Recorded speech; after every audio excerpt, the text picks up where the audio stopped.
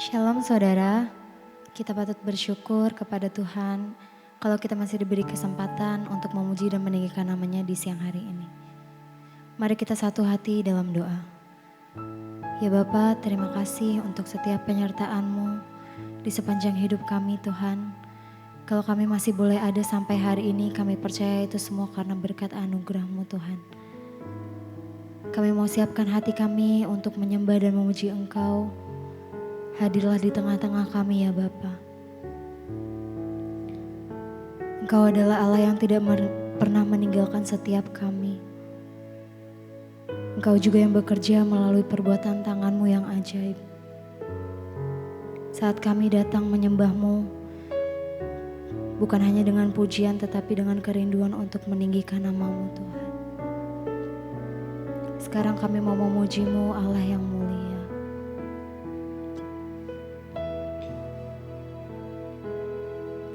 Sekarang ku memuji-Mu, Allah yang setia, yang tak pernah meninggalkan perbuatan tangan-Mu.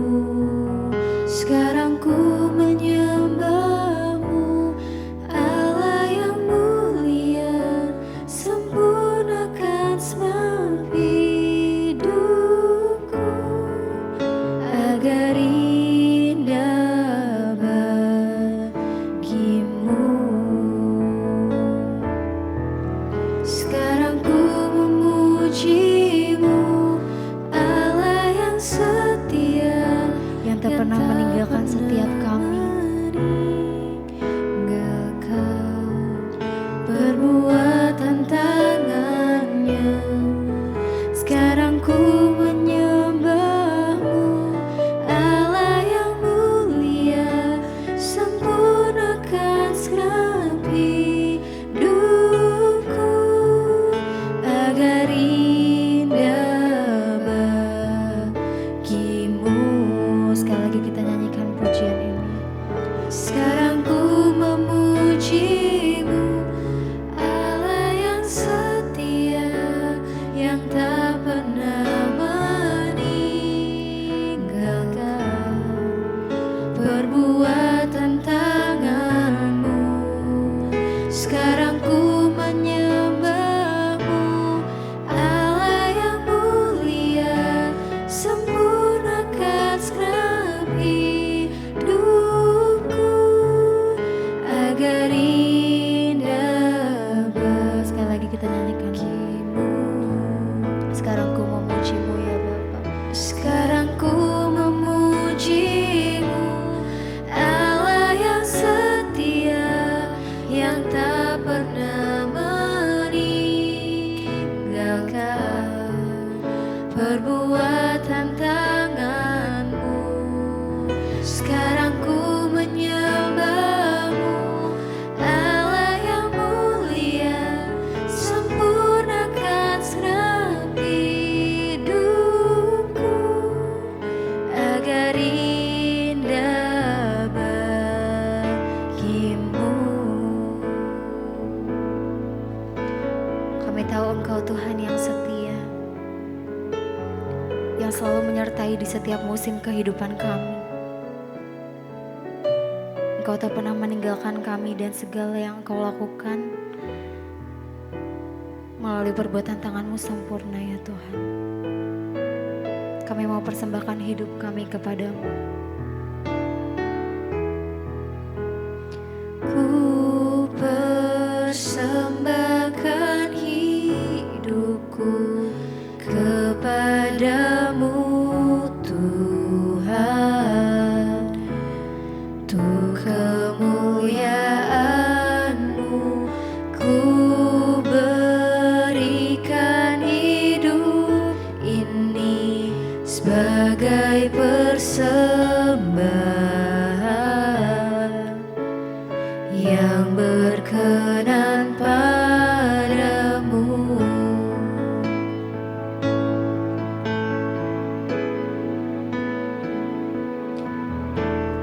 Ku persembahkan hidupku kepadamu Tuhan, untuk kemuliaan-Mu, dan ku berikan hidup ini sebagai persembahan yang berkenan padamu. Sekali lagi kita nyanyikan. Ku persembahkan hidupku kepadamu Tuhan, Kami mau persembahkan hidup kami untuk kemuliaan-Mu Tuhan. ku berikan hidup ini sebagai persembahan yang berkenan padamu.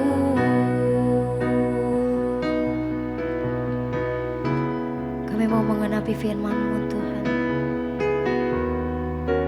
Kami tahu Engkau selalu ada bersama dengan kami. Kita mau nyanyikan pujian hidupku mengenapi firman-Mu.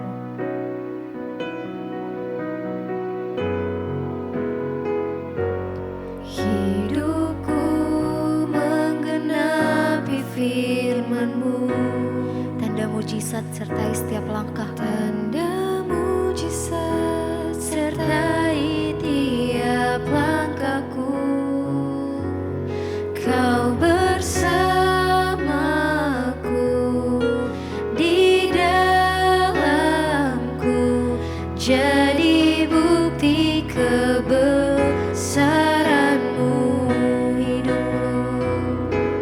Hidupku menggenapi firman-Mu, Tanda mujizat sertai setiap langkah kami. tanda mujizat sertai tiap langkahku.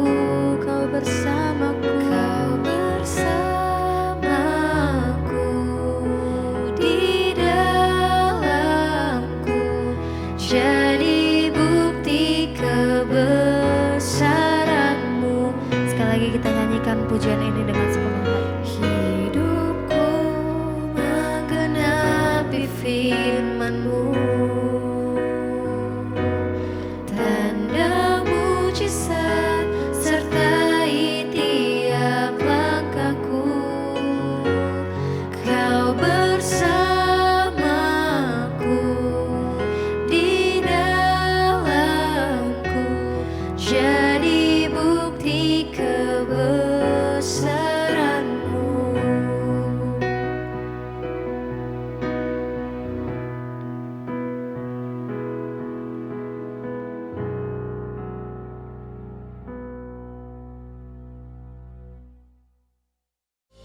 Terima kasih Tuhan. Kami bersyukur buat kasih Kristus yang tidak ada batasannya dalam hidup kami. Karena Engkau telah menyerahkan nyawa-Mu bagi setiap kami Tuhan. Kami rindu untuk selalu untuk hidup membalas cinta kasih Tuhan. Ajarkan pada kami untuk kami boleh hidup menyenangkan Engkau Bapa. Karena itu hari ini kami ada tempat ini untuk mengerti kebenaran firman Tuhan yang dapat mengubahkan hidup kami, dapat membuat kami mengerti rencana dan kehendak Tuhan dalam hidup kami. Urapi hamba-Mu yang tidak ada apa-apanya Tuhan, di dalam nama Tuhan Yesus. Yang buka hati bagi firman Tuhan, katakan bersama, amin, amin, amin. Silakan duduk Bapak Ibu, Shalom. Apa kabarnya hari ini? Luar biasa, karena kita punya Tuhan yang luar biasa. Saya ucapkan selamat Paskah, dan kita bersyukur hari ini kita bisa beribadah bersama-sama merayakan kebangkitan Tuhan Yesus. Kita bersyukur punya Tuhan yang bukan hanya mati, Dia bangkit dan Dia naik ke surga. Dan karena itu tidak sia-sialah iman kita, karena Dia Tuhan yang menggenapi apa yang sudah dinubuatkan dan apa yang dikatakannya. Saudara, ketika Yesus akan disalibkan, dia berkata pada murid-muridnya, sebentar lagi aku akan diserahkan ke tangan orang berdosa dan aku akan mati. Tetapi kamu jangan takut sebab pada hari yang ketiga aku akan bangkit. Pada waktu itu murid-murid tidak percaya dan Petrus dan yang lain berkata, kami pasang badan Tuhan, siapa yang berani membunuh engkau? Petrus bilang, langkahi dulu mayatku. Ya, dan ternyata ketika Yesus ditangkap, semua murid melarikan diri. Bahkan Petrus menyangkal Yesus. Mereka takut, waduh jangan ikut-ikutan deh kita. Mending ngomong gak kenal aja. Daripada kita juga kena masalah. Gak main-main, hukum mati, salib. Ya, dan Yesus dianggap sebagai seorang yang patut dihukum mati karena dia dianggap menghujat agama Yahudi dan menghujat Allah. Sebab dia berkata dia akan merobohkan bait suci dan akan membangunnya kembali dalam waktu 3 hari. Itu adalah satu kata-kata yang sangat menghujat sebab bait suci itu adalah bangunan yang sangat sakral bagi orang Yahudi. Karena di situ dianggap tempat Tuhan hadir. Untuk menjadi tempat mereka beribadah dan mempersembahkan korban dan menerima pengampunan dosa. Lalu Yesus disalib karena dianggap menghujat Tuhan, menghujat Allah. Tapi dia berkata pada murid-muridnya, jangan takut, 3 hari saja aku akan bangkit. Tapi ketika Yesus mati, semua murid lari. Lalu siapa saudara yang datang mengambil mayat Yesus? Yusuf Arimatea. Dia seorang kaya dan seorang guru besar di Sanherib, dia guru besar agama Yahudi. Tapi kemudian dia percaya kepada Tuhan Yesus. Ya, tapi dia nggak ikut Yesus seperti murid-murid yang lain, dia diam-diam percaya. Dia dan Nikodemus juga seorang guru besar Yahudi yang pada waktu tengah malam datang kepada Yesus. Ingat kisahnya Nikodemus, dia bilang begini, Tuhan, dia datang malam-malam karena takut ketahuan sebab dia gurunya orang Yahudi. Tuhan, aku percaya engkau Mesias. Kenapa? Karena aku melihat tanda-tanda yang kau buat. Manusia biasa tidak bisa melakukan itu. Engkau menghidupkan orang mati. Engkau menyembuhkan orang buta melihat, orang lumpuh berjalan. Manusia biasa kalau bukan karena dia itu Allah, gak mampu melakukan itu semua. Dan Yesus berkata kepada Nikodemus, kalau engkau tidak dilahirkan kembali, kau tidak mungkin masuk dalam sorga. Saudara tahu, Nikodemus seorang guru besar yang tidak terang-terangan menyatakan imannya, diam-diam dia percaya Yesus, sama dengan Yusuf Arimatea. Alkitab berkata ketika Yesus mati, Yusuf Arimatea seorang kaya raya, dia menghadap kepada Pontius Pilatus. Dia minta mayatnya Tuhan Yesus untuk dia bawa pulang. Dan siapa yang datang membawa rempah-rempah untuk penguburan Yesus? Nikodemus. Murid yang lain yang mengikuti dia selama 3 tahun semua pergi dan menghilang, nggak tahu di mana. Semua mengaku tidak mengenal Yesus, tapi 2 orang ini mereka diam-diam percaya. Nah ketika Yesus mati, mereka yang terang-terangan datang ambil mayatnya, diturunkan dari Bukit Golgota. Di bawah Bukit Golgota itu ada taman yang hari ini kalau saudara pernah ke Israel itu namanya Garden Tomb. Di situ ada kuburan kosong. Kuburan itu kuburan milik Yusuf Arimatea, dia orang kaya.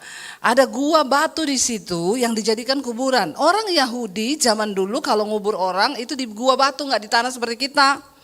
Dimasukin di gua batu dulu, ditunggu sampai 1 tahun atau lebih setelah membusuk, tinggal tulangnya. Tulangnya itu diambil, dimasukin toples, ditaruh di gua-gua.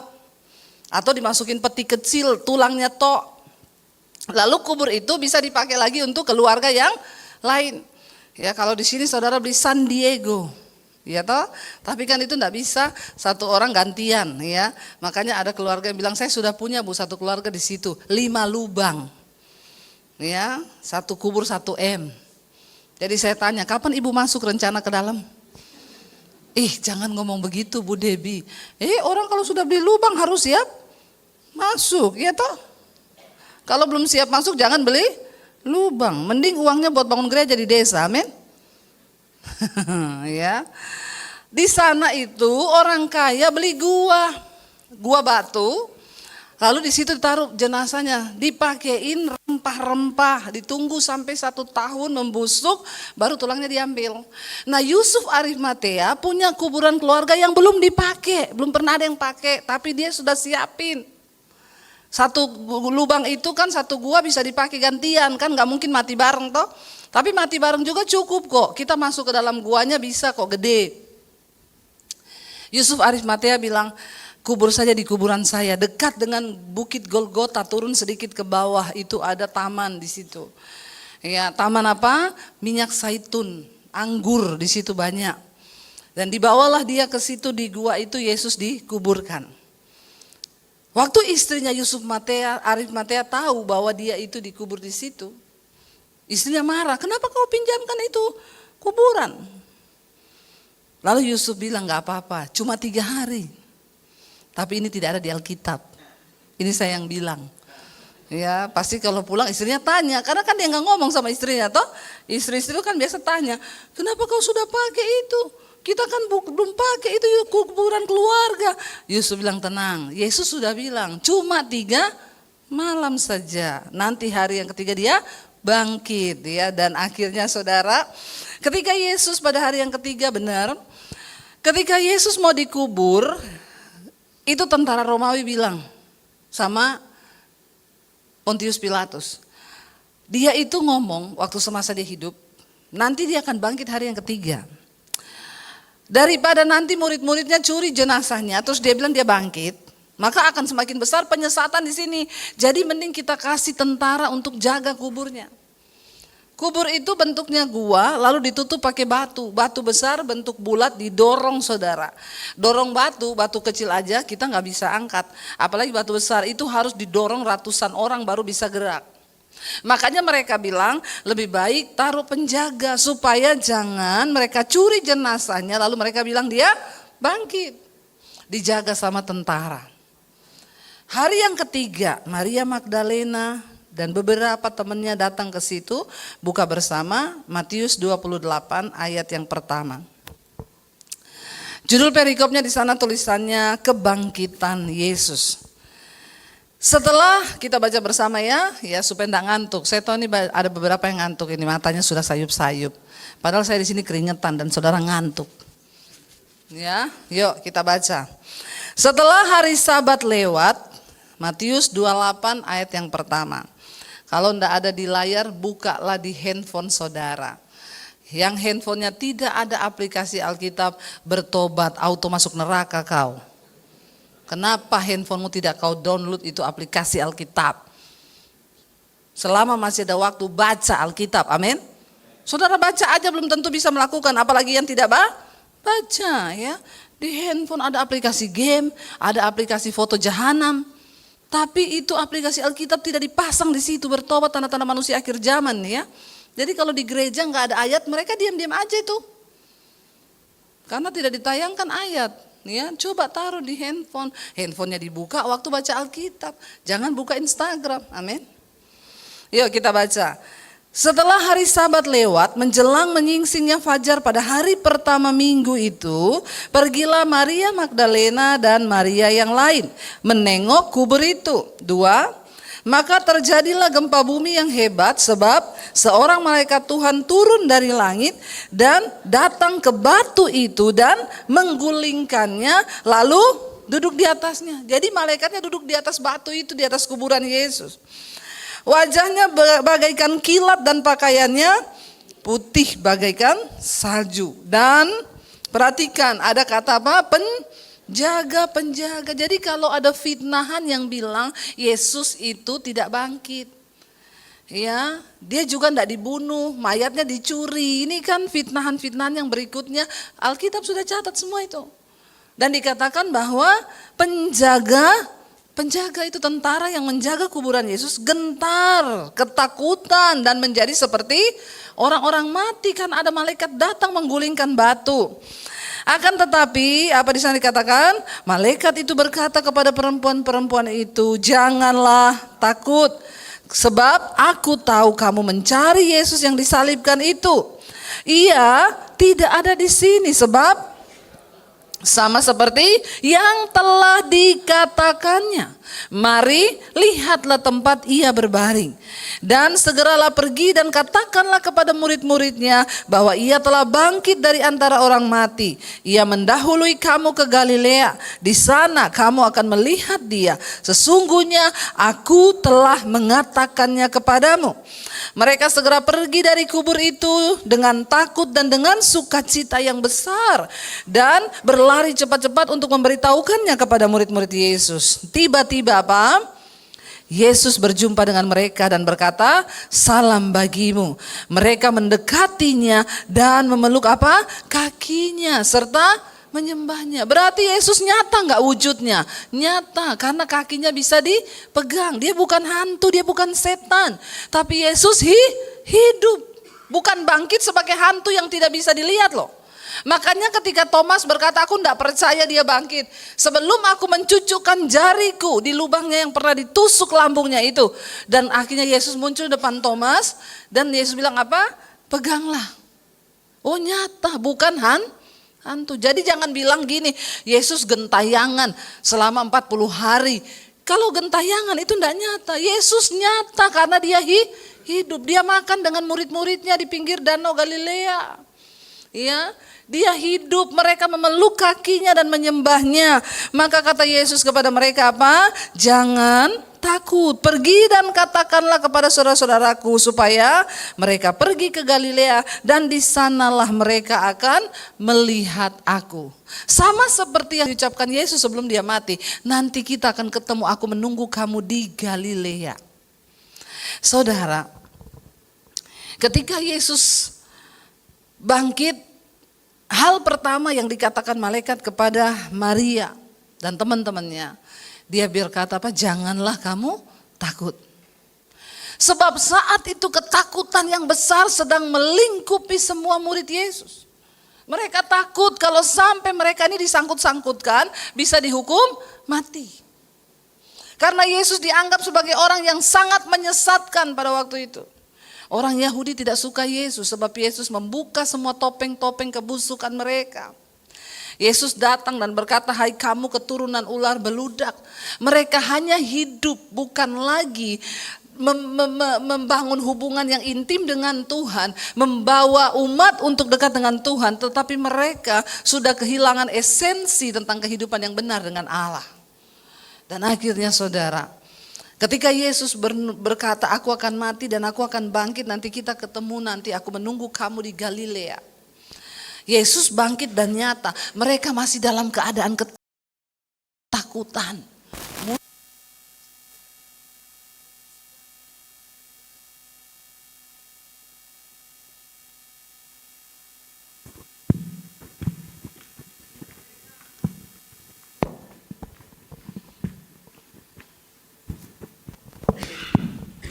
Mereka tercerai-berai, mereka takut, mereka akan kena dampaknya. Karena itu kata-kata malaikat yang pertama dikatakan pada mereka, jangan takut. Hari-hari ini apa yang kita takutkan? Kebangkitan Kristus membawa sebuah jaminan bagi kita bahwa kita percaya Yesus tidak akan sia-sia. Sebab orang yang mati bersama Kristus, dia akan dibangkitkan. Ada jaminan kebangkitan. Jadi kalau kita mati, keluarga kita mati, tidak usah bersedih selama mereka mati di dalam Kristus. Ya, karena kita akan dibangkitkan. Mereka bilang jangan takut, malaikat itu berkata. Ya, dan Yesus juga bertemu dengan mereka dan berkata, jangan takut. Aku ini nyata, aku menunggu engkau di Galilea. Mereka peluk dia dan mereka benar-benar merasakan bahwa Yesus itu hidup. Apa makna dari kebangkitan Kristus hari ini? Apakah kita hanya sekedar menjadi orang Kristen yang kalau ibadah Paskah, ibadah Jumat Agung, ibadah kenaikan, lalu kita melupakan ada makna rohani. Kita bersyukur kita ini jadi Kristen, Tuhan itu apapun yang dia lakukan itu dia suruh kita teladani.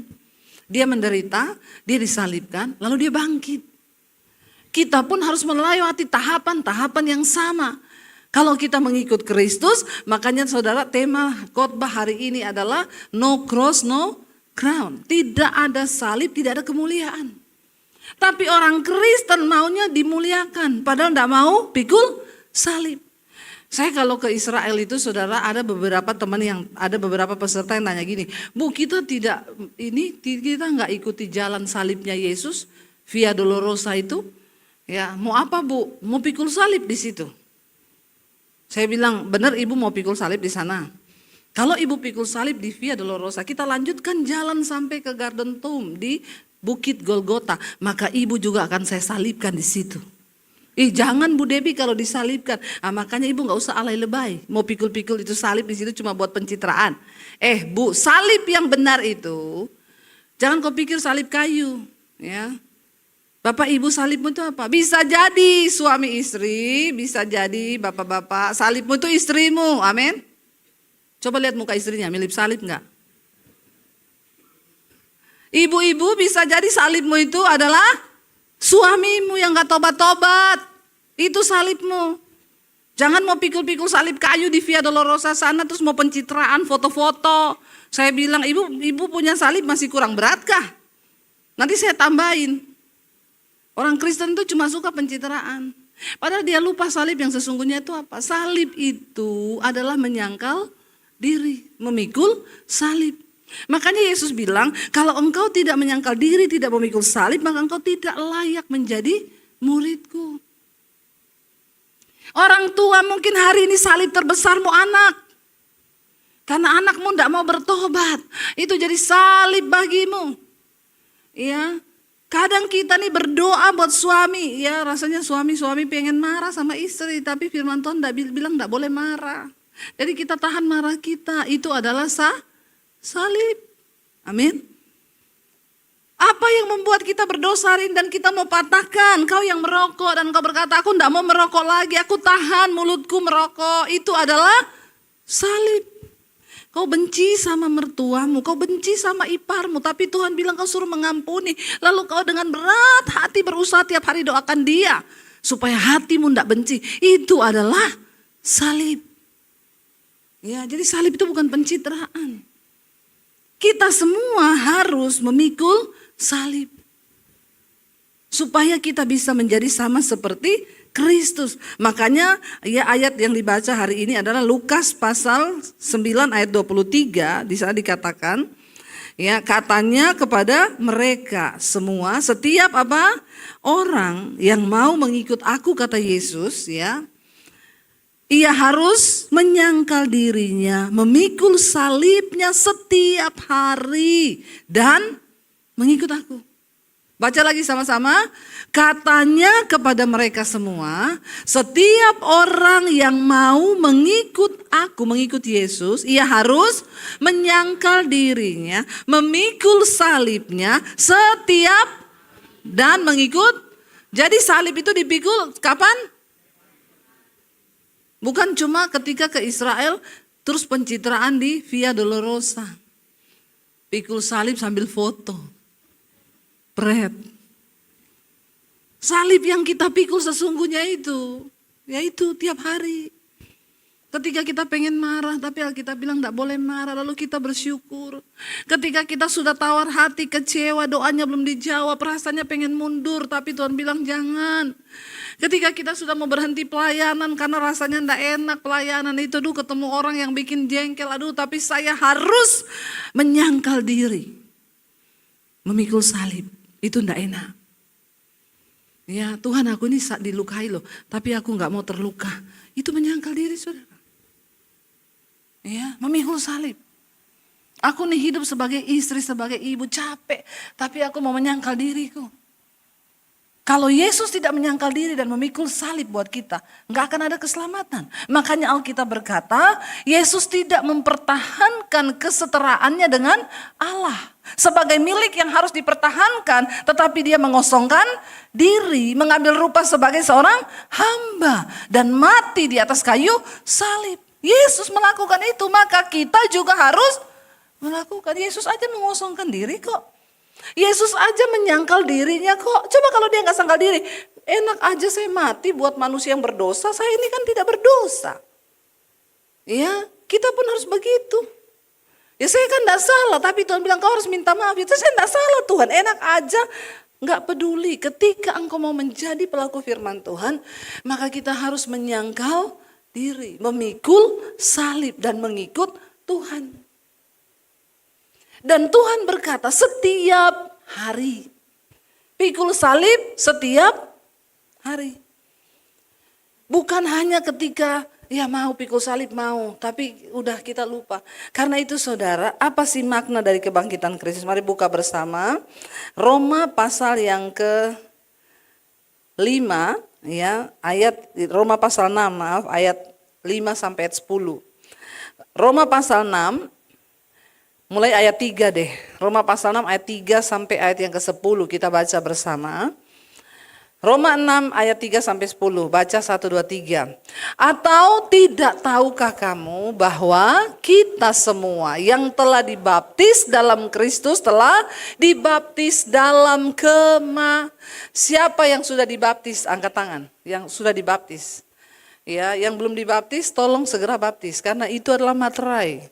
Kau mengaku Yesus maka engkau harus dibaptis. Supaya apa? Ayat ini berkata, ya, tidak tahukah kamu bahwa kita semua yang telah dibaptis dalam Kristus telah dibaptis dalam kematiannya. Orang yang dibaptis itu dia mati hidupnya. Ketika dia ditenggelamkan dalam air, itu dia dimatikan, hidup lamanya dikubur. Lalu supaya apa? Ayat 4 berkata begini, dengan demikian kita telah apa? Dikuburkan bersama-sama dengan Kristus oleh baptisan dalam kematian. Supaya apa? Sama seperti Kristus telah dibangkitkan dari antara orang mati oleh kemuliaan Bapa, demikian juga kita akan hidup dalam hidup yang baru. Amin. Tuhan sudah memberikan pengampunan bagi kita. Dia beri jalan. Sehingga setiap orang yang terima Yesus. Waktu kau terima Yesus, dosa-dosamu di masa lalu auto terhapus. Karena pengorbanannya. Tetapi setelah engkau menerima Yesus, dibaptis, engkau hidup baru. Hidup baru ini pilihan. Tadi saya di mobil sharing dengan suami. Dan suami saya mulai berkhotbah, saya mendengarkan. Tapi saya diberkati saudara. Dia bilang gini, iya ya kalau dipikir-pikir ya. Orang Kristen tuh ya. Sebenarnya sudah dikasih aturan loh. Tuhan bilang habis dibaptis terima Yesus hidup baru. Tapi kan dalam kita lihat tidak semua kan orang hidup baru, orang Kristen itu. Suami saya bilang itu kan pilihan. Hidup ini adalah pilihan. Kamu sudah sama-sama terima Yesus. Mau hidup baru atau lama itu pilihanmu. Tapi untuk semua ada konsekuensinya. Ya. Lalu kita ngobrol saudara. Enggak usah itu saudara. Di gereja saudara sudah datang nih. Saudara mau perhatikan khotbah atau mau main handphone itu kan juga pilihan saudara. Saya kan gak bisa paksa saudara. Dengerin saya. Ngapain? Tugas saya di sini hanya menyampaikan. Untuk melakukan itu adalah pilihan saudara. Dan ingat dalam pilihan ini tuh ada konsekuensi.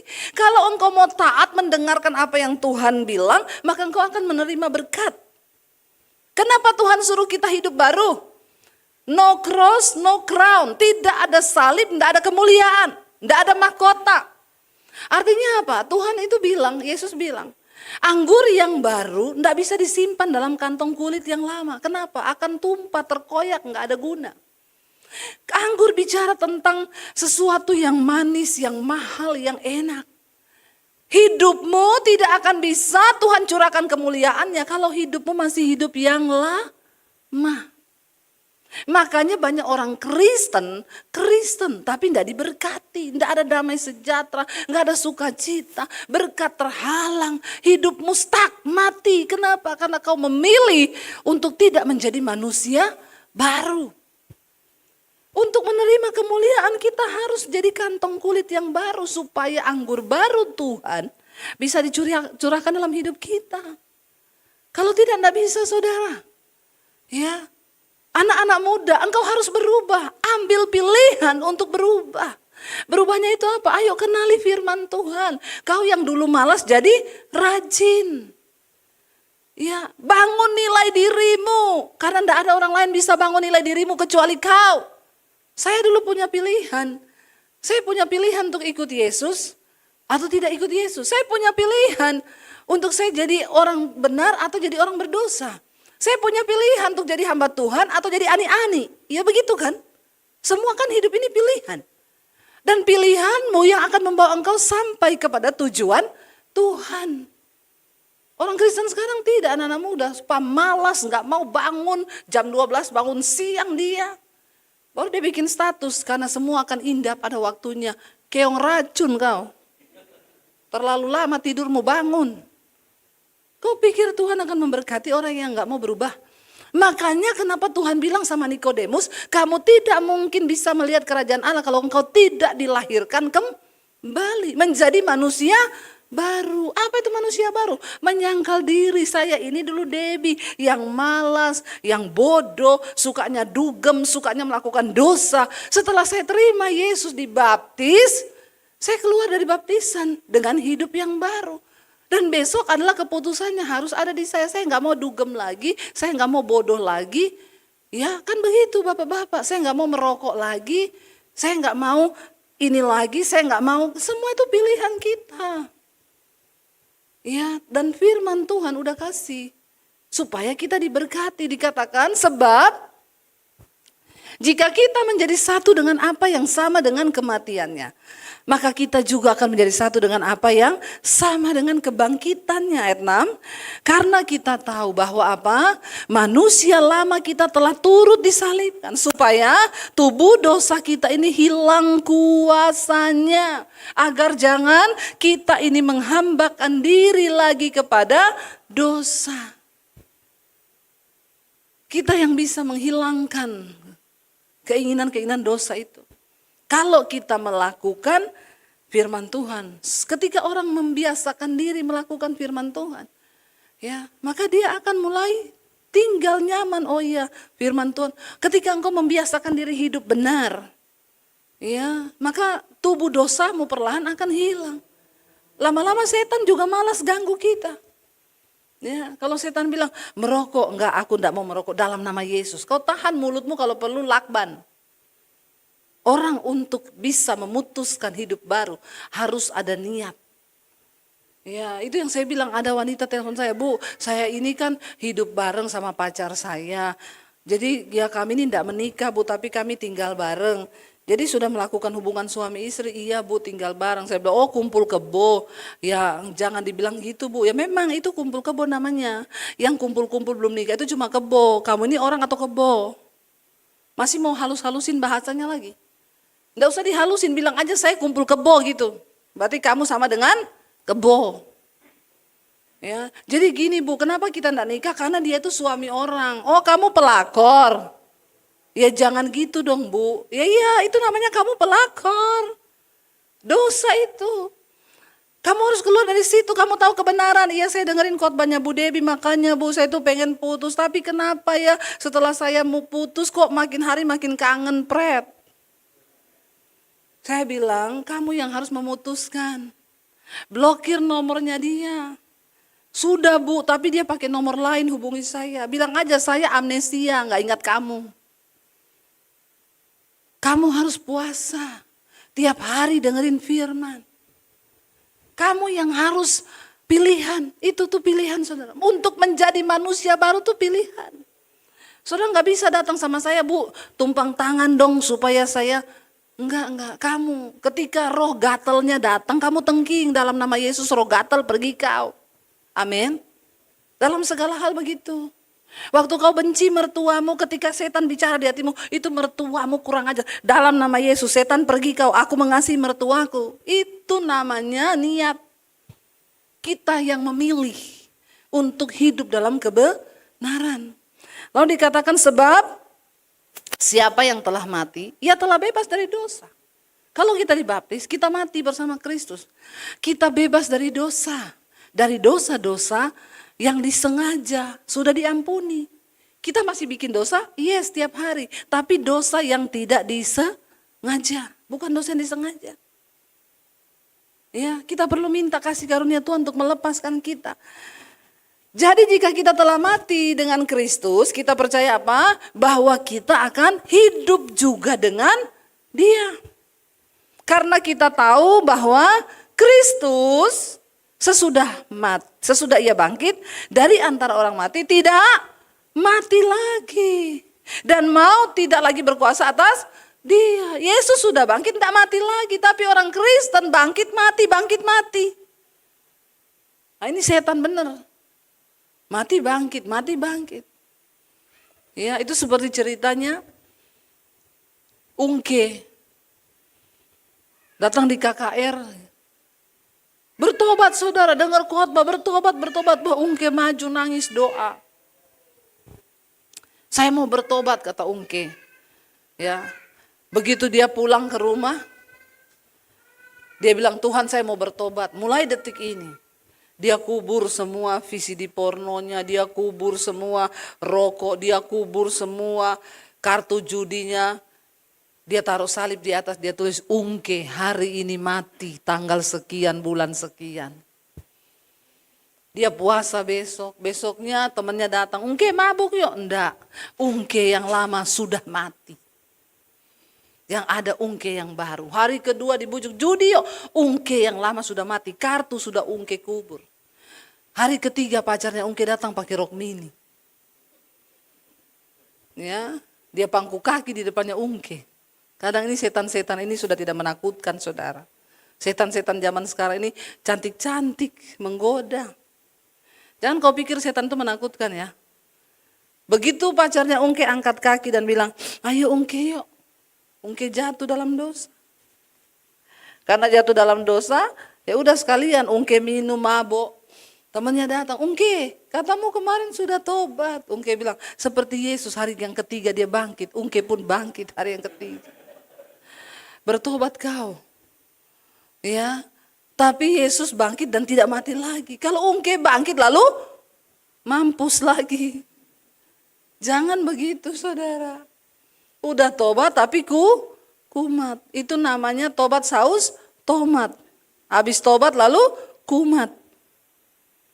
Bilang kanan kirimu jangan kumat. Kalau udah tobat jangan kumat. Dilarang kumat.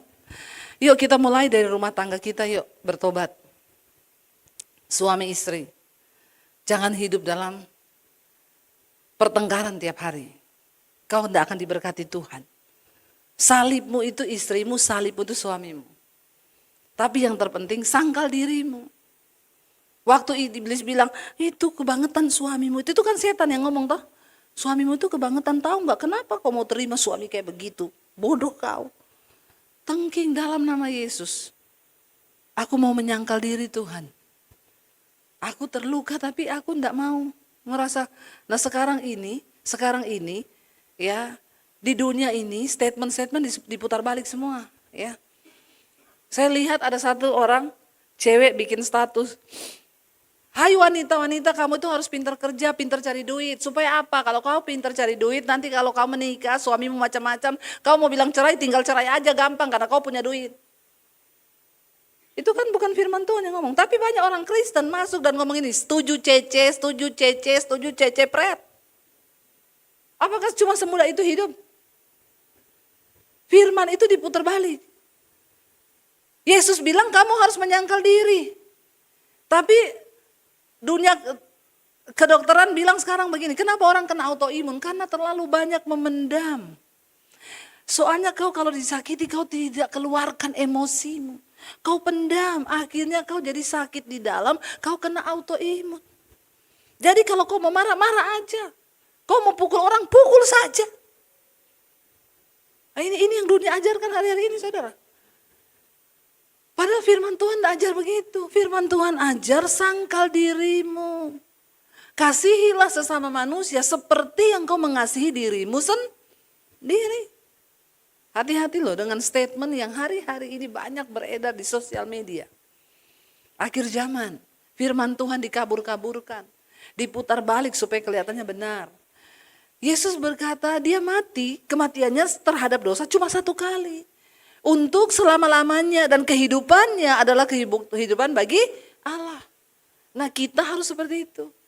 Hari ini Yesus sudah bangkit. Bilang kanan kirimu, weh kamu juga harus bangkit. Ya, bilang sama istrimu, bilang sama suamimu. Lihat istrimu coba, lihat. Suami istri lihat-lihatan, jangan lihat istri orang Pak, lihat istrimu Pak. Ya, lihat istrinya, mau lihat istri aja nggak mau loh. Ini bapak-bapak ini memang perlu dibaptis, direndam 15 menit nih ya. Lihat istrimu, ngomong ayo bangkit ya kita berdua ya. Suami istri, ayo bangkit. Percuma kau Kristen, kalau hidupmu nggak berubah. Mending nggak usah, ya. Ayo kita sungguh-sungguh mau menghormati Tuhan. Dia sudah mati, dia lakukan yang terbaik. Untuk apa saudara? Bagaimana kita memaknai kematian dan kebangkitan Kristus? Tuhan, engkau sudah mati, engkau bangkit, dan engkau hidup bagi Allah. Sekali selamanya aku pun mau mati, bangkit, dan aku mau hidup bagi Tuhan. Amin. Untuk melakukan firman-Nya. Kita bangkit berdiri bersama. Terima kasih Tuhan Yesus, kami percaya Engkau yang beri kami kekuatan untuk kami menang terhadap dosa. Kami telah mati dan kami mau tinggalkan cara hidup kami yang lama. Supaya tidak menjadi sia-sia pengorbanan Kristus. Mari katakan pujian, Ku telah mati dan tinggalkan cara hidupku yang lama Tuhan. Angkat hatimu kepada Tuhan saudara. Katakan di hadapan Tuhan, ini kami Tuhan. Mari angkat tanganmu saudara, karena itu biarlah Tuhan pegang tanganmu mulai dari hari ini. Dia akan menuntun engkau bahkan ketika engkau melewati lembah. Kekuatan yang dari Tuhan melimpah atas kita. Karena itu Bapak Ibu, turunlah rahmat, damai sejahtera, penyertaan Allah Bapa dan Allah Roh Kudus akan menyertai kita dalam setiap pergumulan hidup kita. Dalam setiap jalan-jalan kita, Tuhan akan menyertai-Mu, melindungi-Mu, membentengi-Mu.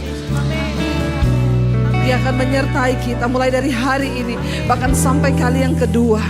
Tuhan Yesus datang kembali menjemput setiap kita, dan nama kita tercatat di dalam kitab kehidupan. Di dalam nama Tuhan Yesus yang percaya diberkati Tuhan, katakan bersama, amin, amin, amin. Tuhan memberkati. Yang tegar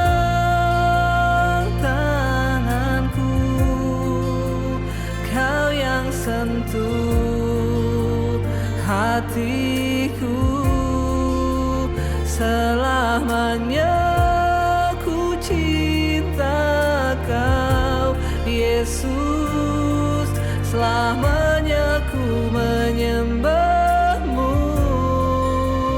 Kau yang pegang tanganku, Kau yang sentuh hatiku, selamanya ku cinta Kau Yesus.